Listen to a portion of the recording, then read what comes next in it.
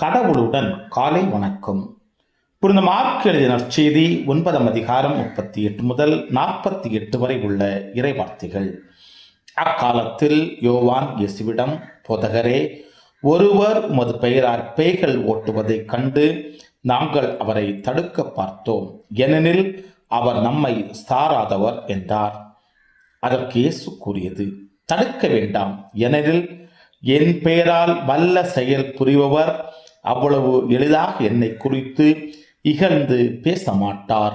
ஏனெனில் நமக்கு எதிராக இராதவர் நம் சார்பாக இருக்கிறார்.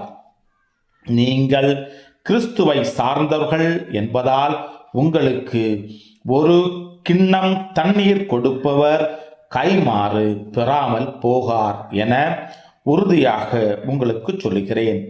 என் மீது நம்பிக்கை கொண்டுள்ள இச்சிறியோருள் எவரையாவது பாவத்தில் விழ செய்பவருடைய கழுத்தில் ஓர் இந்திரக்கல்லை கட்டி கடலில் தள்ளிவிடுவதே அவர்களுக்கு நல்லது.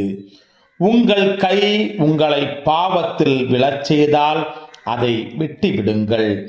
நீங்கள் இரு கை உள்ளவராய் அணையாத நெருப்புள்ள நகத்துக்கு தள்ளப்படுவதை விட கை ஊன முற்றவராய் நிலை வாழ்வில் புகுவது உங்களுக்கு நல்லது.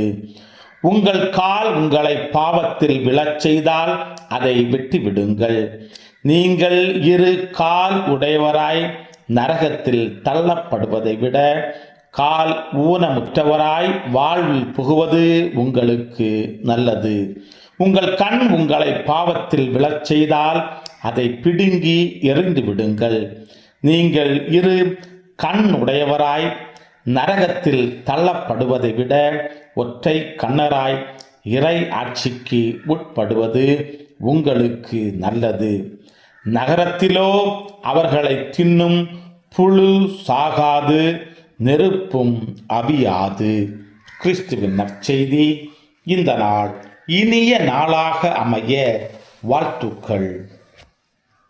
பல பல பல புதுமைகள், பெருமைகள், இனிமைகள் இறங்கிய நல்ல நாள், ஒரு நல்ல நாள், நம் தேவன் தந்த நாள். இது நல்ல நாள், ஒரு நல்ல நாள், நம் தேவன் தந்த நாள்.